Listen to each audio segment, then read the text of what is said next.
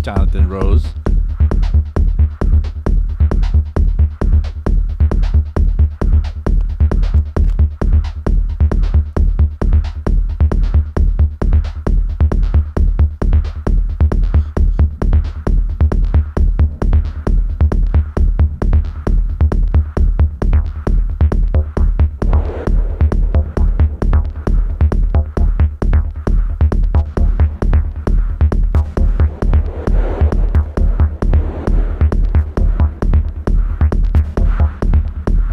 That I'm reading here on YouTube that subscribers only mode has been activated. Messages that appear from people who subscribe to this channel for 5 minutes or longer. So when you send a message, people will be able to see what you subscribe to this channel only. Interesting. Very interesting.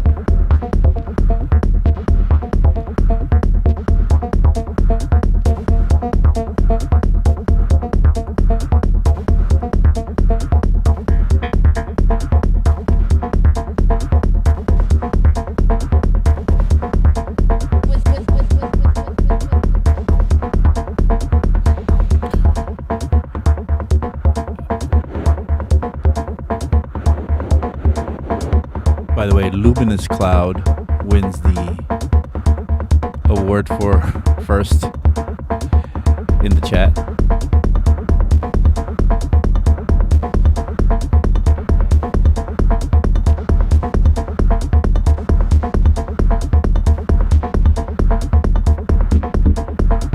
Acid Bad.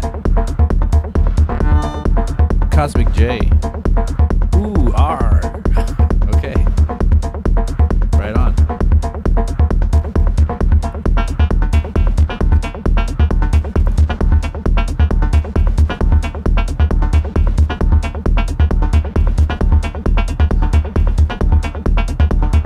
Just a couple more minutes, I guess, and then we'll get going.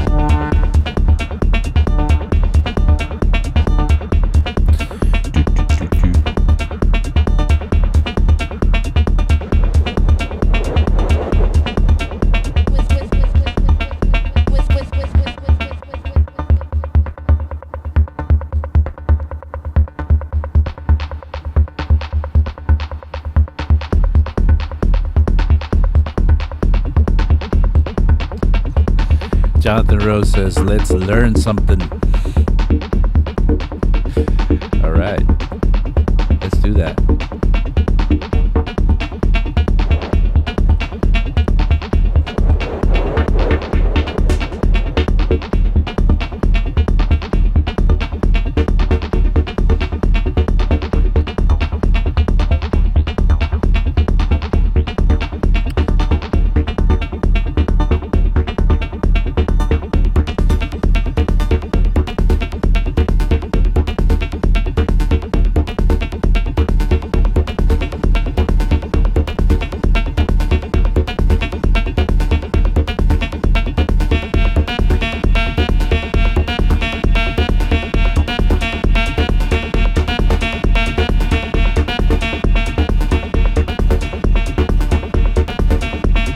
Ah, Simple Sam is here.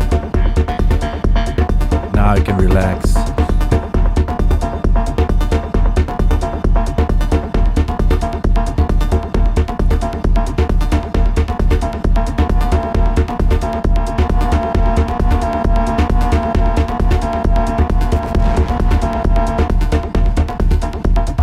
TI-80 Mark. Hello.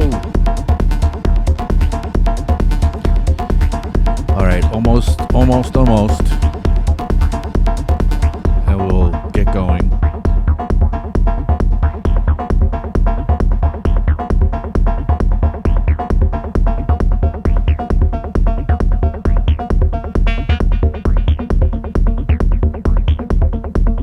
Almost.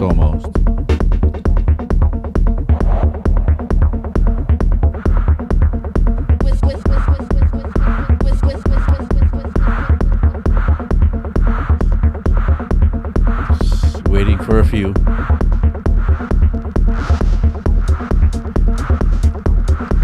Capers Junior 716. You made it.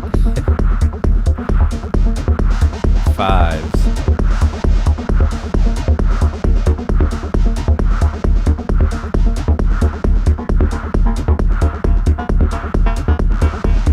Lasagna. Yes, lasagna.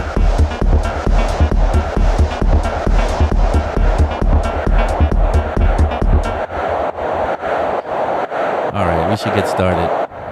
Let's do this now.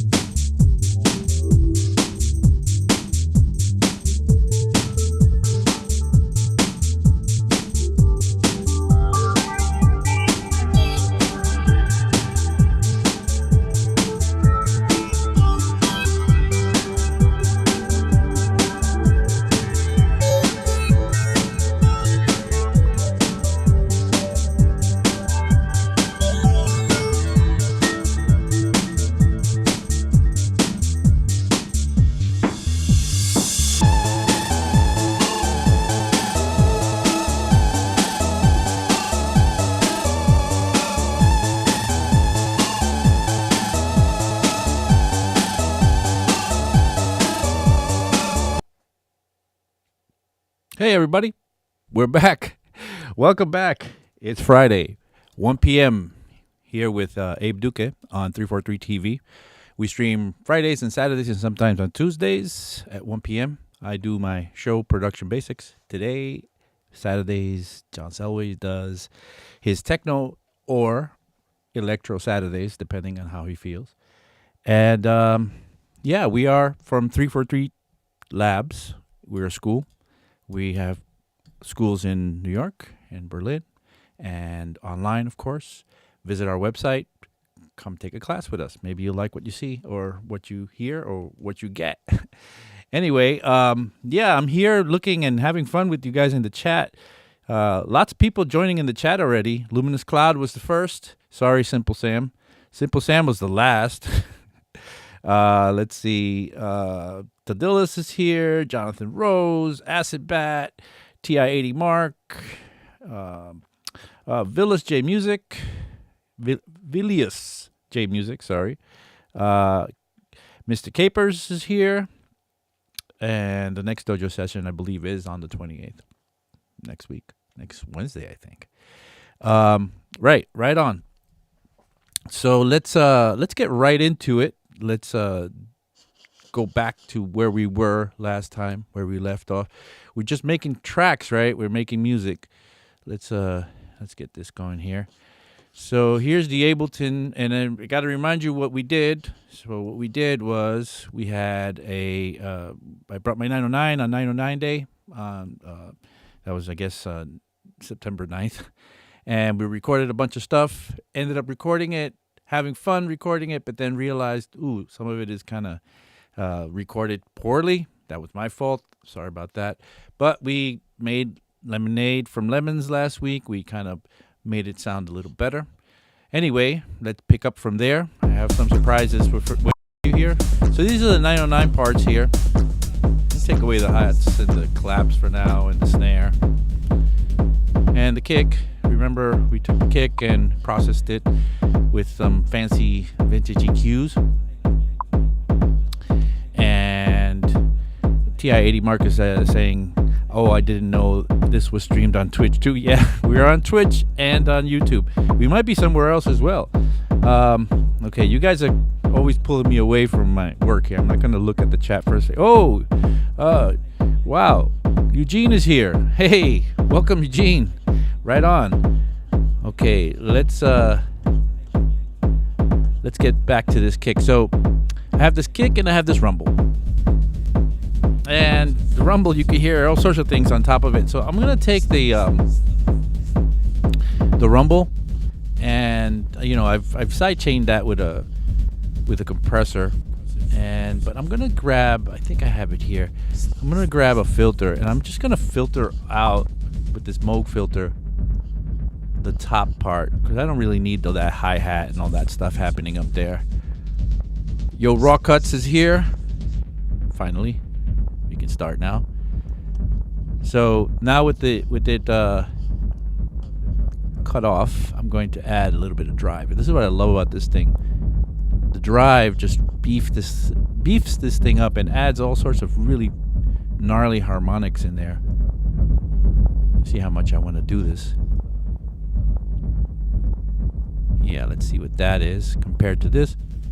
It's another world. It's completely different. But let's see how that sounds together with my kick. Yeah, I could live with that. Totally live with that.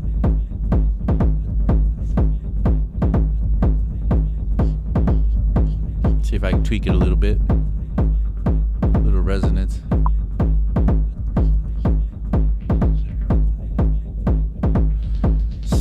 Filtered out that filth, says Simple Sam. I'm sure somebody's told him to do that as well. Yeah, that's a nice rumble now. Now, listen to that stuff on the top of the kick drum. I don't know what happened in my settings on my mixer that day when I was recording. I was recording all sorts of stuff when I was trying to record individual elements. And right now, I got this like high-end kind of stuff on there, and I've decided to make further lemonade from lemons, where I'm going to take this and make a copy of it. So I'm going to double it. I'm going to duplicate this, and I don't know what that's all about.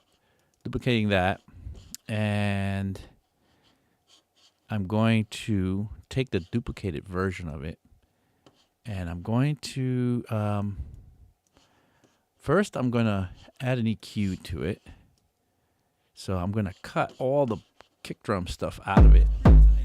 So this thing is going to be just all that stuff. And then I'm going to add the that same filter, that same Moog filter to it, and add drive to it. Take some of the top off of it.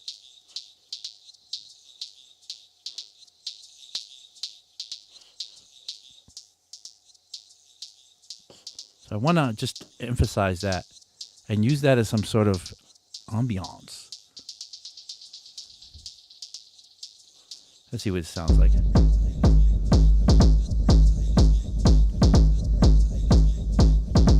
Yeah, let's leave that in there, because now the thing was, if before that stuff was in the kick, right? When I would take away the kick, you could kind of hear it now. But when I take away the kick, that stuff would go away. But now this stuff is extra in there, adding some nice flavoring in there. Just ultimately drive that thing, drive that high end. And I got to ride that line so that I don't get this. I don't want that. I don't want to eliminate as much of the kick as I can. I just want that air doing its thing. Okay, got that much. Suli Velasco says, I hear my voice in there. Yes, that is your voice. Jonathan Rose, nice rhythm. Okay, so we got the snare and the clap. And I thought about the clap because we ended up having to write a gate on that clap, and because that clap sounded like this. I had all that crud in there. And in order to like make it sound like a crisp clap, I had to put a gate on it. But now it kind of killed the reverb, so I'm going to add a reverb just to kind of beef it up a little bit. Let's take an Ableton reverb. And I got to be careful with this because I don't want it to sound like it's like that. What I really need to do is maybe EQ the high end off of it, and maybe some of the low end, and just focus on the mids that I want.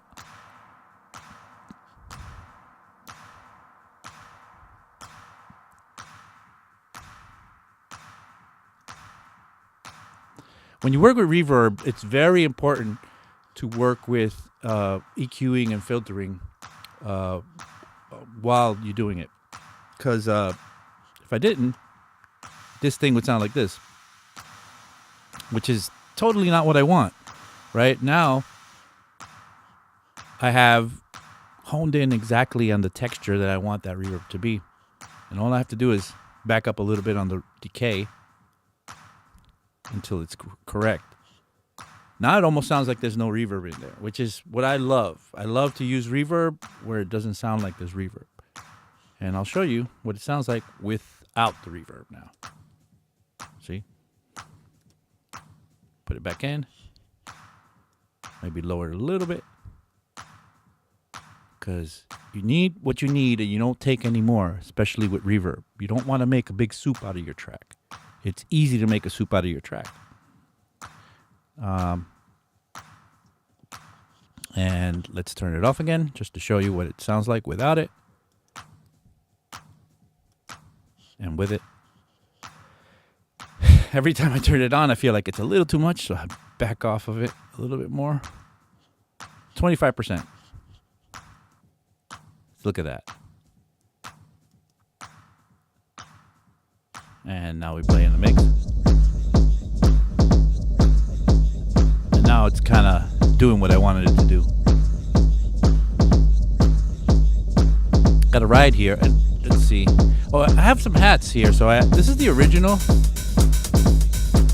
Remember, I monoed it because the way that the 909 has its hats are, the closed and opened are kind of panned in strange ways. So what I did was I kind of monoed it out and then I re-sampled it. So there are samples here, and now we could take little parts of it and do little different patterns with it. Now let's take that for now. And there's a ride that we'll use at one point.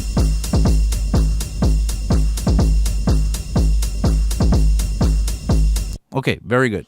Very good. So we got the drums kind of settled and working. Now, if you remember from last week, we had a bunch of synths. And what I did is I took those synths and I started to just write some new patterns with it that I would be happy with showing you today. So let's start with the bass line. I wrote a bass line on this Mini V.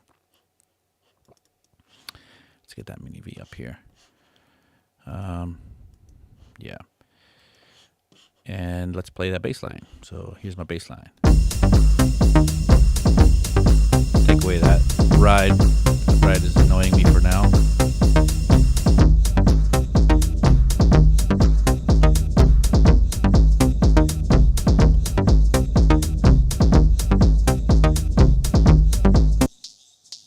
Now on that second kick I made, where is that?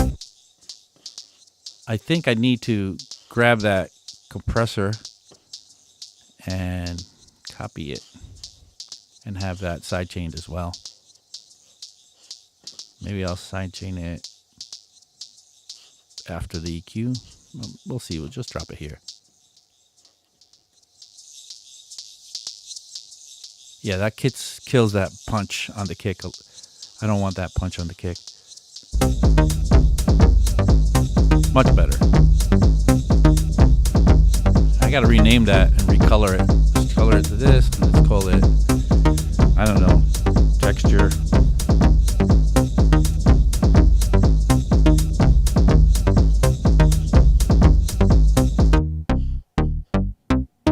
Okay, that's my bass line. I'm gonna bring that over.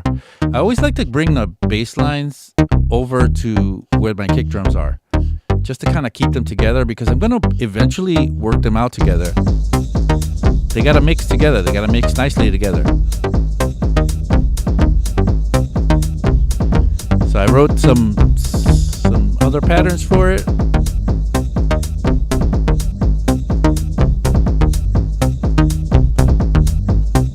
Okay, so they went a little nuts there. And maybe this one.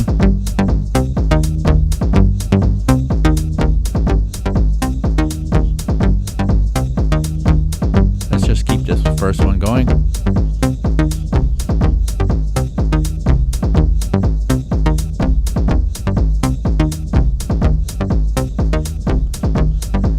Okay, so I have some other parts that I wrote with my Yeah, that MIDI V bass line is that Arturia thing is really dope. And eventually, you know, once I get this programmed, I can play with the kind of like that. Play with the modulation. All right, so I have other parts. I had this massive there, and I kind of wrote like a well, I'll show you. Some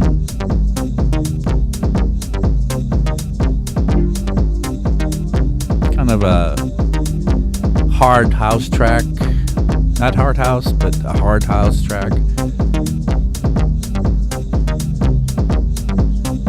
And that's and then I have a second one to that, which I should always recolor it. If you make a different variation of things, you want to recolor it when you're working in the session view, because once you get to the arrangement view, you want to be able to see the different colors. You don't want everything the same color.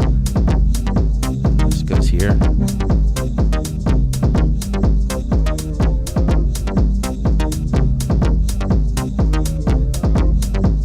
I don't know which one I like better. Maybe I'll use them both.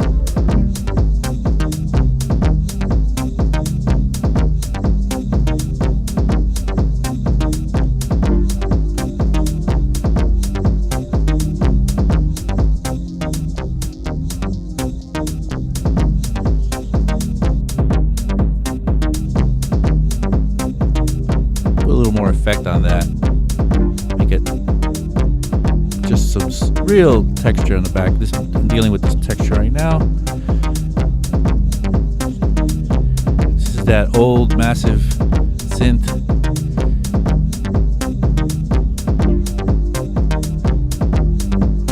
Okay, let's get to these other parts that I have in here. Let's see. I got this little Jupiter 8. Well, it's not a little Jupiter 8. It's one of the Arturia ones. It's Jupiter 8. I wish I owned one. I always wanted one of these. The Jupiter 8 was, I guess, one of my favorite synths ever. Never got to own one, and now it's too expensive for me to even think about owning it. But I have the Arturia version. Arturia, thank you. They make amazing, amazing emulations of this stuff. So let's see. All I did with it though was this right here. Just added a little percussive sound with it. Our volume control, make it louder here. And eventually I'm gonna play with a little more effect with it.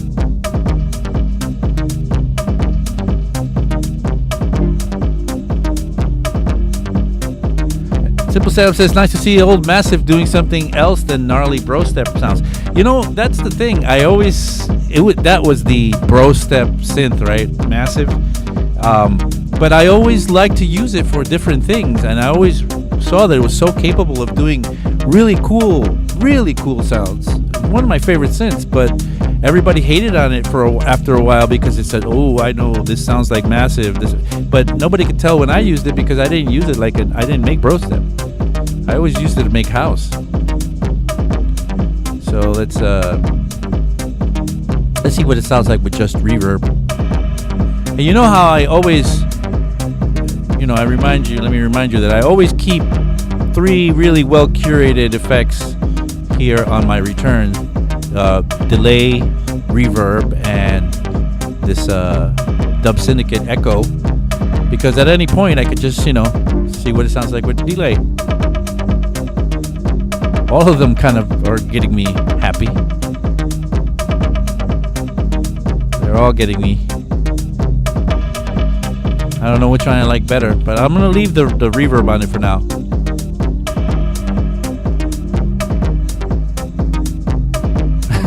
Girl step. Yeah, I want to hear some girl step. That's Sully saying, I make girl step. That's awesome. Mysterious Man says, an analog plug on repeat is pretty hypnotizing, isn't it? Yes, it is very hypnotizing. I'm hypnotized right now. Let's just spend a little time being hypnotized by the mysterious analog pluck. take out that kick. See, switch out the bass line. And come back. And go to the other one. And back. That should have came back with the kick.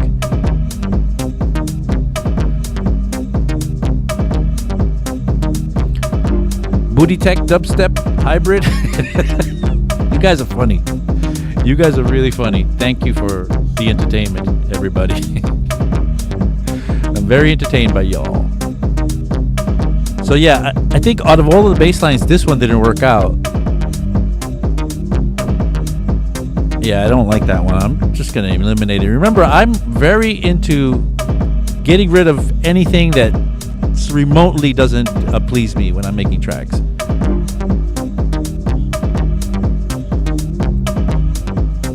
So let's see what else we have here. Let's play the ride for a little bit, see how that goes over.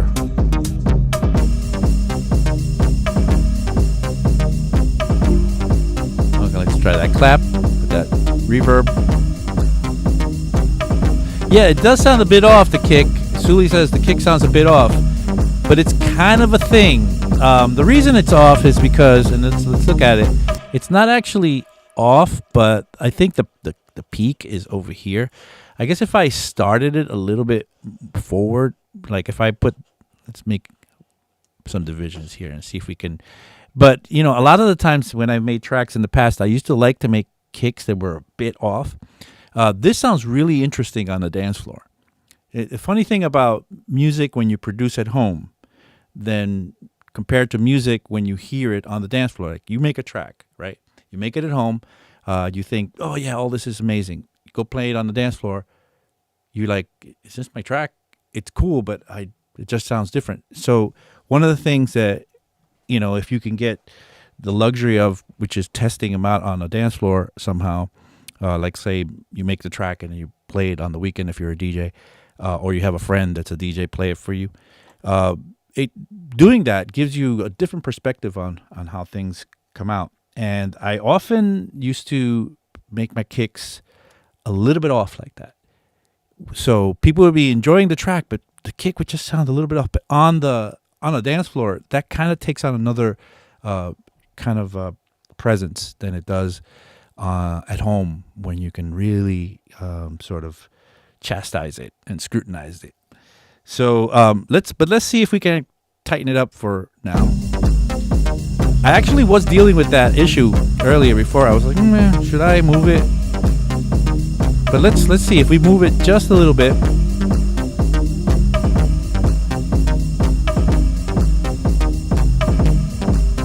Okay, that's going in the wrong direction. Actually sounds a little better if I move it off of it a little bit.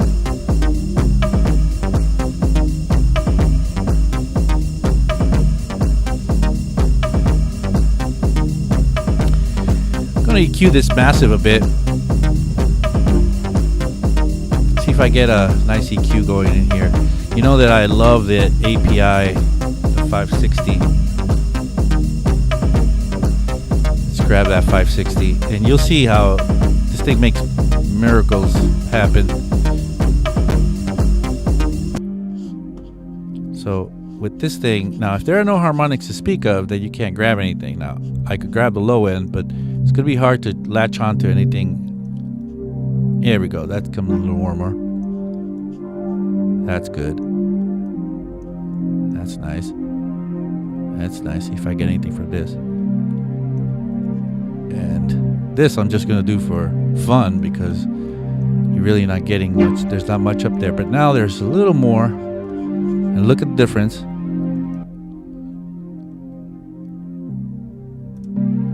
And that's cutting nicely.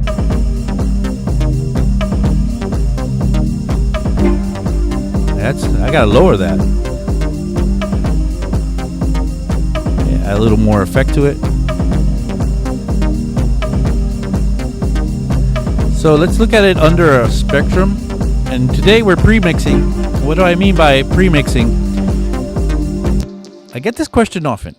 Hey, when should I start mixing my track? Is it okay if I start mixing my track before I finish it? because some people have the impression that mixing begins after the production process. Like you make your track, then you start mixing it. I don't believe so. I believe that mixing, it can be kind of melding together as part of the production process. So you can mix a track as soon as you write the part, and you maybe often should, because the part takes on exactly the characteristic that it should, and that will motivate you or let you understand what else is needed as far as continuing production.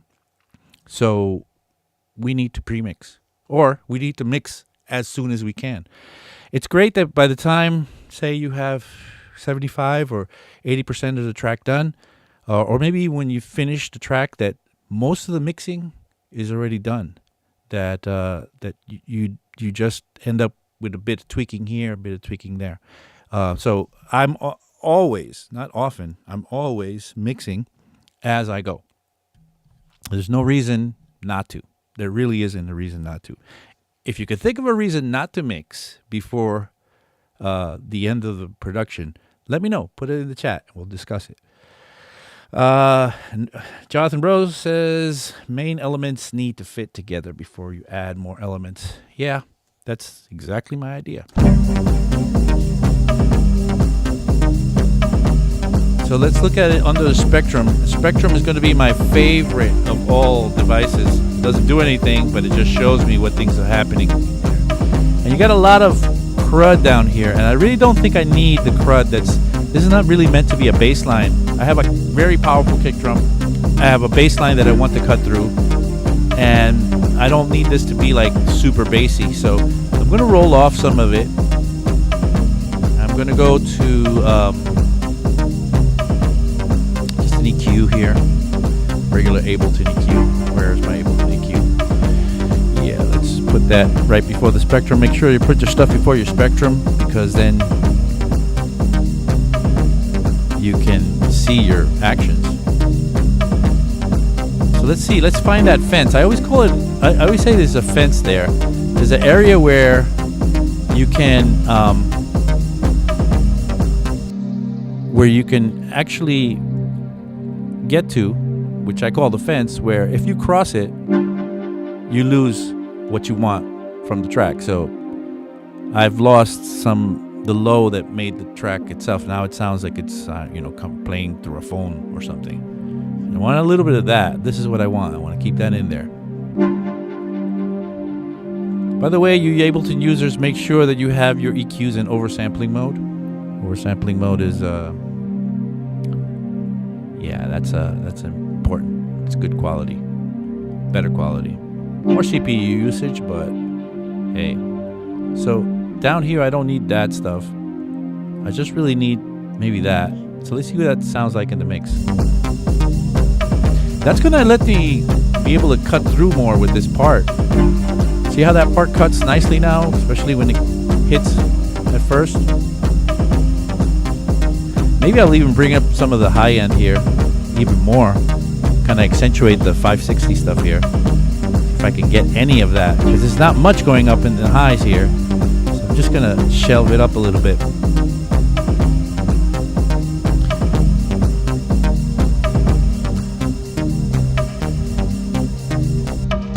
By the way, you're listening to, or you're watching and listening to 343 TV. My name is Abe Duque. If you like what you're seeing, hit the like button. Please hit the like button. I really like to impress my friends with the likes. Also subscribe to our channel. Let's see how many we have now. We have 27.7K. We're trying to get to 28K. So subscribe, please. And if you like what you see, maybe you could visit our website and check out our class schedules. We have classes starting all the time. I have a mixing and mastering class that will be starting in the next couple of weeks. All our other instructors have classes starting all the time. If you were in New York or in Berlin, come and take a class in person with us, so we can spoon feed you in person and hold your hand at the same time. We teach everything to do with production, sound design, mixing and mastering. 343labs.com. And if you already got your your understanding of things and need a little more here and there, maybe you want to check out our 343 Studio, which is our kind of dojo to work out our product, our production chops. I have a thing called the Ableton Dojo there on twice a month. I think next Wednesday is the next one. Porto Nova says, Abe, good to see you on here. Love this. Yeah, good to see me on here too. Good to see you here as well. All right, let's keep going. I think it's the length of that kick that makes it feel off, but I'm gonna keep it. I want that wonky kick. I don't care. Let's see, I have more parts. So I have this absinthe here, and I wrote a little bit of a part here. I'll show you. So some kind of dreamy chords and melodies. Mysterious Man says, what will be the future for this piece? A club, a festival, a soundtrack? Maybe I'll play it for my aunt. That's all I care about these days. I made it a one shot, so it doesn't kind of repeat all the time, so sometimes I could get this going.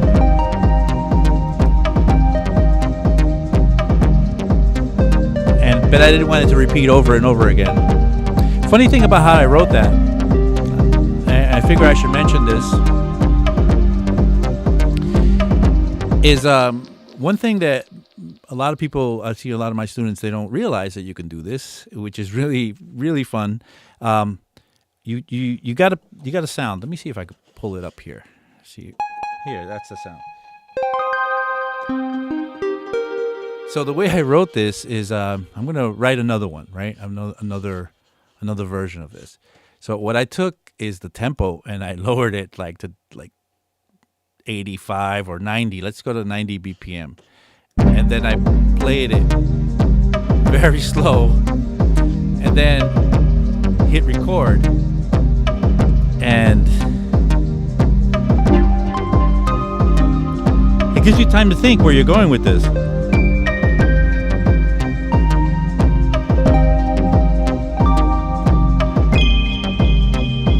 I could have not done that if I was at 124 and talked to you at the same time.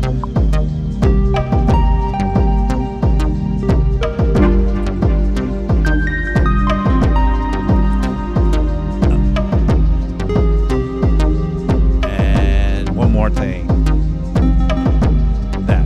Okay, so now I got that part in there, and now let me quantize it. Well, actually, when you play slow, you need less quantizing. Watch. I'm going to go back to 124 where we were before and get you used to that speed again.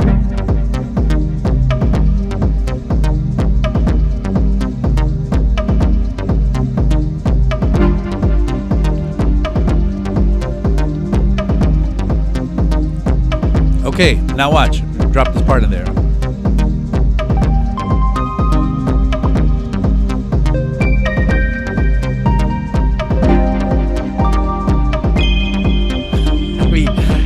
Keep it or not, it's an interesting way of writing your parts in. You don't have to rush it. Like, if you're not the best pianist or whichever way you input your sounds, isomorphic controller user or whatever, which is the push, then you can slow it down and get it in there. And when you slow it down, it also, if you're going to jam, it also gives your brain time to think about where you're going to go with this and what interesting thing you're going to do. When it's fast and you're in the moment, yeah, you can get it done.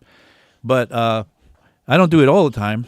But today I did that, and I remember I used to do that back in the early days of my career when I couldn't get a part down. Like I would have a part.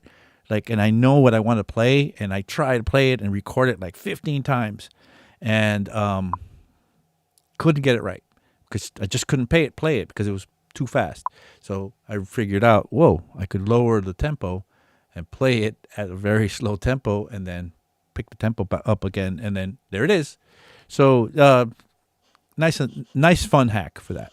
Let's get back into here. Okay, so got that relaxing thing going on. Then I got this other thing in here, this ARP 2600 that I made, a sequence that I made here. Let me play it for you. Simple.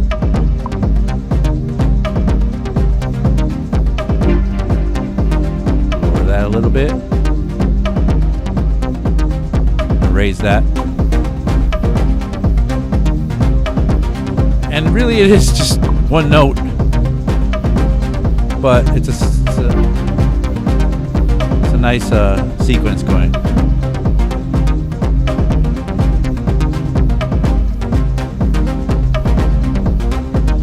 And that'll work out nicely. Let me take out some of these parts.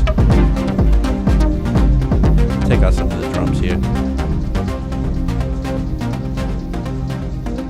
Once again though, you do want to make sure that even though it is a bassy sort of sequence, I want to make sure that that is not going to interfere with the rest of the bassy stuff. So just by default, a lot of my parts, especially parts that have bass in it, are going to get rolled off the subs. And there's the fence. Hear the fence that I'm talking about? Okay. By the way, if you like what you're seeing, please hit the like button. So, kind of come back now. I don't need that very low stuff. So I'm gonna roll off, saving off all this stuff here. Let me just solo this for a second. So, I mean, if this was my bass line, I would have to keep the very low stuff. But in this case, it's not. It's really not meant to be a bass line. It's meant to be complementing all the other parts. Kind of a rhythmic middle part. Let's get the bass in.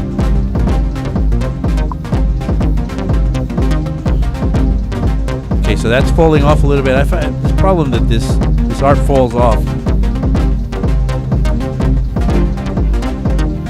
Let's let it rest for a little bit, and then it recovers. There we go.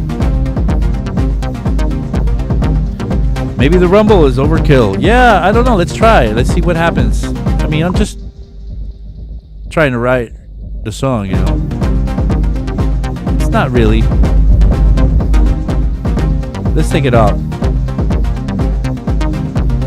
Yeah, maybe we don't need the rumble. Well, maybe we do. We'll see. Maybe in one part of the song it's in, maybe in one part of the song it's out. I don't know. Let's keep it in for now. Bring back the Jupiter. That hypnotic.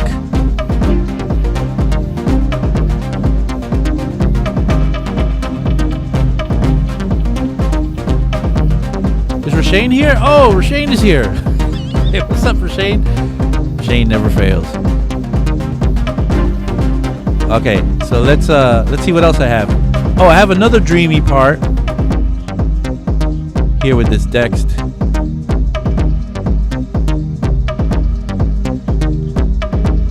So this one was sort of like the other one, where I did not record it slow, but I recorded very sparse little dreamy things, like here. And I looped it at like 31 bars. So here and there I just added little flavors. Even something like that. And there's even a higher one coming up in a little bit.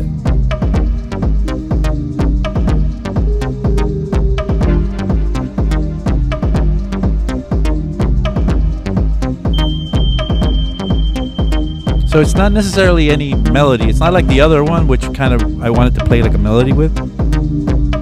It's just little flavor nuggets. See? And that with maybe let's get the 2600 going.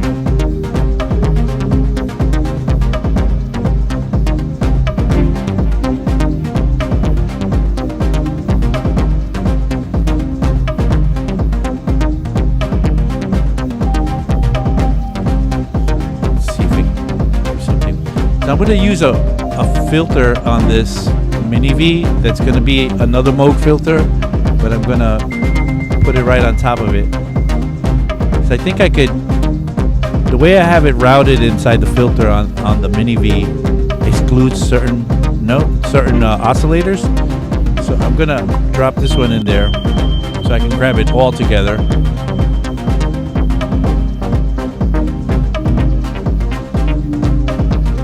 Maybe add a little more drive to it.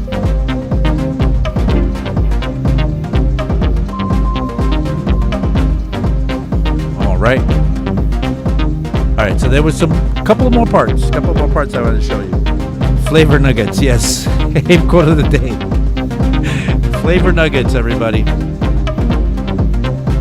Make sure you have a good store of flavor nuggets when you cook.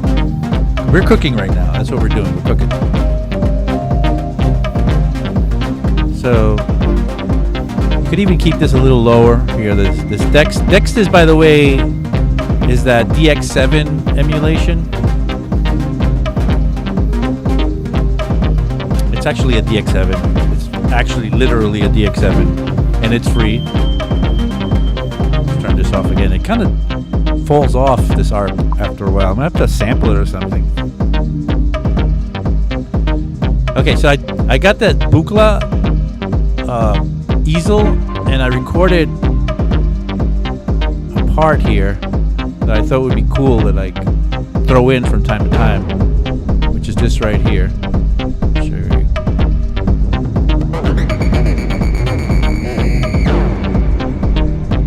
I liked it. Let me try it again.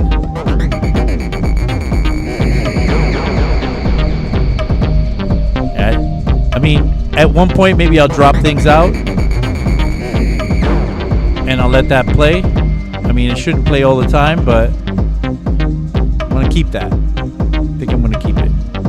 And then there was the CS80. There was this thing from the CS80.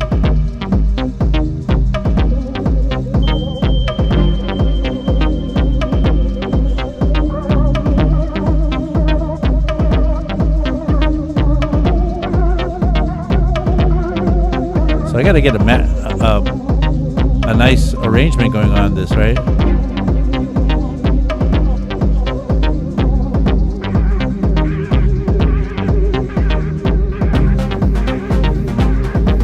Let's get some hi-hats and stuff. Here's a clap.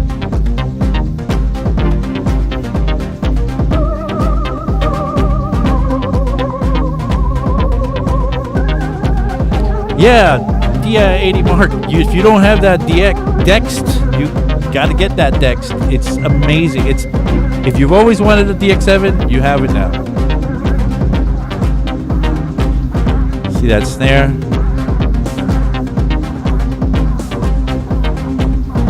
Maybe just make a snare roll out of this thing. What do you say? Maybe just make a snare roll out of it.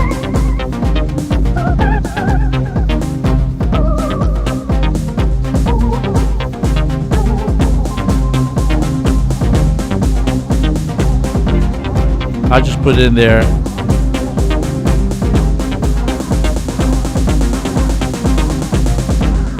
I can make a snare roll when I want to. I'm not a big fan of snare rolls.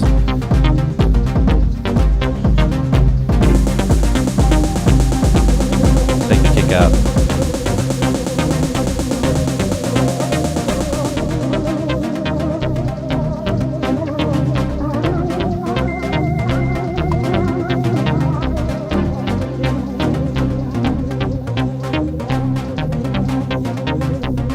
This thing kind of fall off again.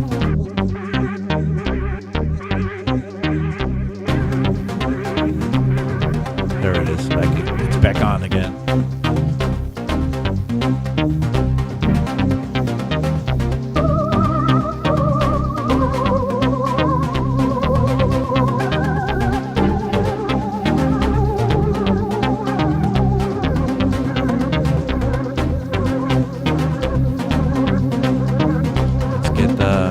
Back in and all our other stuff. Our Rumble is here. Is it working for us? See, that's nice. I don't hate this.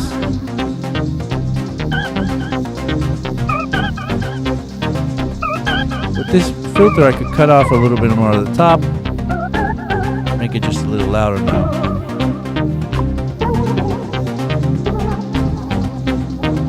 It's our texture here. Bring back the rumble, see how it feels. You're right, it's a little too much in there. Maybe you have to sidechain it even more. Let's bring that kick back in.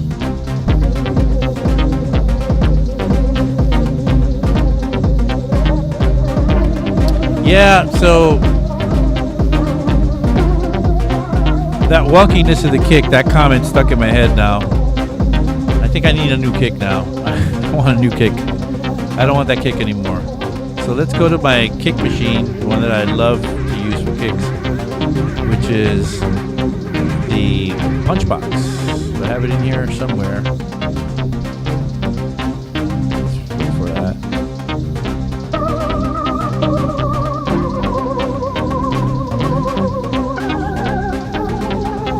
Let's turn off some of these parts.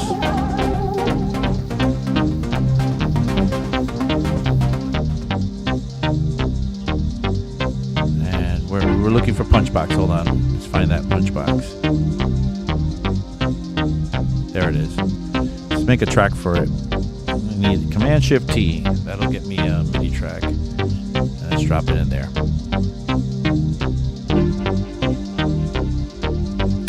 Yes, we can automate the transposition of the snare rolls. When we get to that, we'll do that. Oh, thanks. Suli says overall the track is very solid. Alright, so let's use this punch box and let's write a little. You play any note you want, it's just going to trigger the punch box. Let's get back on. Alright, already a lot better and a lot tighter. Yeah, I like that much better now. See what it sounds like with that rumble. Oh, this is another rumble. This is another part that I called rumbles for some reason. No, this is... Wait a second. This one, Rumble 1. I called it Rumbles 1. Well, look at that. Surprise part in there for us.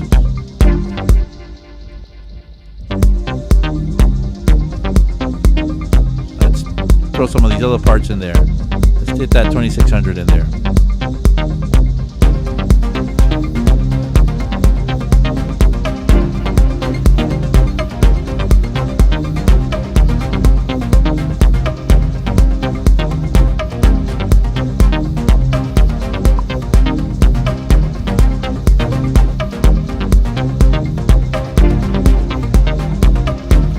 Mark says that kick is punching through, but I'm not hearing as much low end. Yeah, we've got to work on that. Maybe we can raise that rumble now more.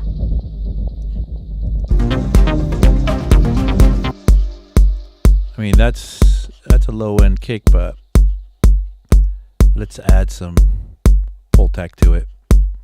You know, if you tell me there's no low end, I immediately think about the pull tack. Thanks everybody for joining me today. It's really fun to have Fridays with you guys, talking to you guys and just making sounds. It's kind of a relaxing thing for me to do on Fridays. Not. Setting up for this thing is always very stressy. Gonna add that pull tick in there now. What's up with that? Oh, for some reason my pull tick is not working. That's not good. What was the message that I got? That's not good. You drop that again. One or more plugins are disabled because authorization is not current. Oh. Okay. I think I have to do something here real quick. Hold on. Give me a second. Authorized plugins. This should take a second or two, and then we can get into that pull tick. Okay, successfully updated. Very good. Now we should be able to drop the pull tick in there and work with it. Oh, come on. Do I have to restart Ableton? Is that what it is? Or do you want to make me take you to the Waves one? I'll go to the Waves if you... Let's see what the Pultec Legacy does.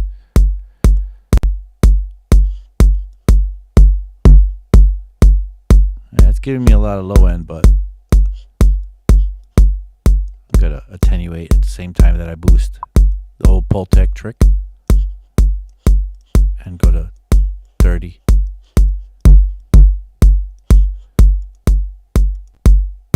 That should give me more low end.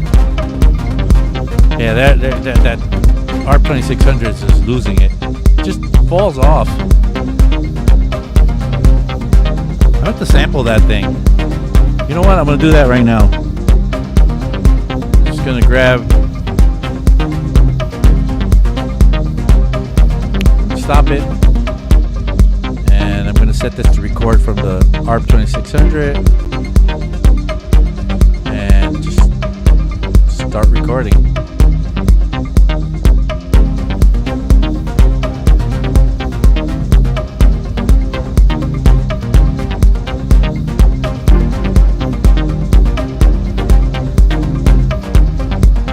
Do I always have the Waves Pultec? I use the Waves Pultec a lot. I use, actually, when I can, I use the UA. But today, I don't know what's going on with my Universal Audio stuff. Just let that record for a little bit. Maybe I'll do a little bit of modulation on it before it goes off.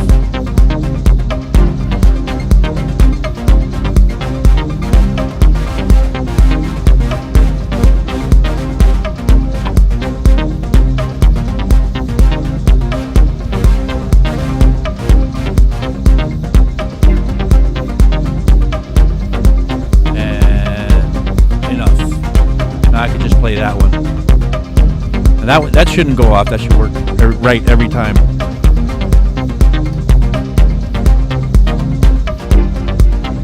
So I had a on that massive. I had this UA 550.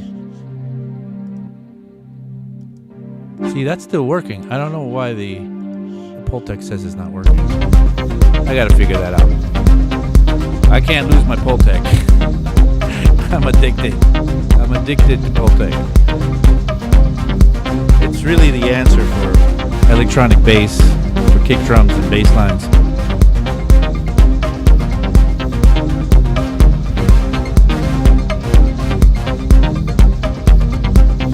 So I'm clipping a little bit here on the master, but I'm going to start adding a bit of bus treatment to the master.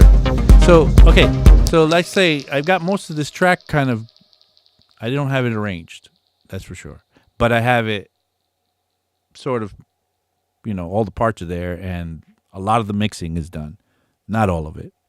But at this point, when I've gotten through a lot of the production, maybe most of it, maybe all of it, and a lot of the mixing, maybe most of it, maybe all of it, this is the time where I think, well, now I could start to treat the master bus. This is the ideal way for me to work. You know, I remember years ago, you wrote a track and then you didn't even dare to try to mix it. You'd be like, no, I need somebody to mix this for me because I need another set of ears on it. And then that went away and people started mixing their own tracks. And then people were scared to master it themselves because they thought, no, I need a pro. I need somebody that's doing this all the time. And another set of ears. I can't do it myself. Well, I don't believe that. I think you should be kind of producing into mixing and mixing into mastering and kind of melding in that workflow. It doesn't make any sense to keep those separate and compartmentalized. It's better if you can do it this way. And the truth is, you have to do it this way if you're not rich, because mastering costs money. And if you're, you know, every time you write a track, you try to get some mastering going well. Well, let's see. We got a little bit of, well, how do we start? We always start with reductive EQ. On the 4 and the 4 track, I'm always going to cut the low end before anything. So I'm gonna grab a. Kind of like this track. I'm really feeling it.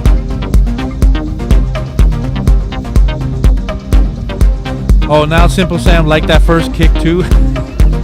Okay. All right, let's listen to the kick again and switch it out. You guys, I can't keep you guys happy. One complains, then I have to go to the other one.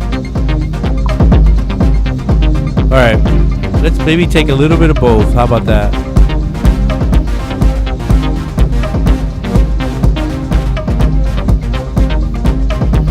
Anyway, we were looking at the master and running out of time here. But the first thing we want to do is a little bit of a... Let's look at it under the spectrum. So a lot of this stuff is happening. And when there's 4 on the floor, you got to make room for what really is happening over here. Where's your kick and your bass line going? You know, one good thing to get used to is like soloing your bass line, for example, and have a look at where the notes are. And the lowest note on my bass line is at 30 hertz, 32 hertz. And soloing your kick, maybe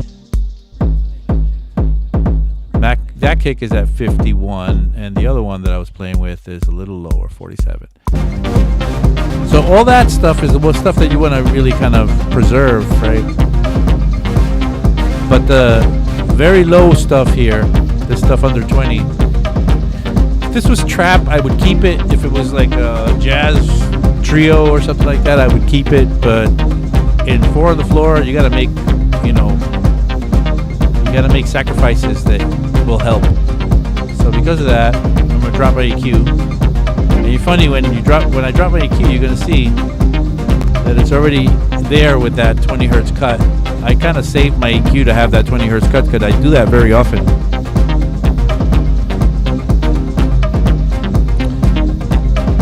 So, what's the difference? You may not even hear it, and that's the point. But we are able to save power altogether. When this thing is off and on, it does eat up more power because you're having the mix is having to carry very low end stuff here. So anyway, we're running out of time. We've actually ran out of time. I'm going to save it here, and we're in a good spot. We really are in a good spot with this track. We'll start out next week by adding a mastering chain to it and working maybe a little bit more, maybe finishing off this track and finally, going off to something else. Portnovo says, wait, you're going to put a bus on the master chain? The master chain, well, I'm going to put the mastering chain on the bus. The master is a bus. A bus is just where tracks meet. So you could have a bus that's your, group of drum tracks, which could be your drum bus, right? But the master is referred to as the master bus. And I'm going to drop a chain of effects on the mastering bus, or mastering chain on the bus, on the master bus. It's going to be a cool track, says Simple Sam. And now I know it is. Anyway, if you haven't yet, please hit the like button. Would love to impress my friends and show them what we do here. And subscribe. Come and visit our website, 343labs.com. Take a class with us. That's how we pay the bills.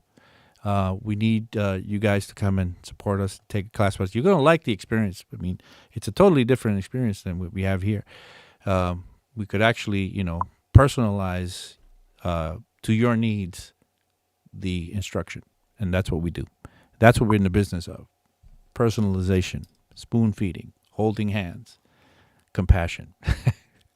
Anyway, thank you, everybody. It's been great. Once again, I will see you all on Friday. Next Friday, I mean. Today is Friday. And with that, I guess I'll just say goodbye.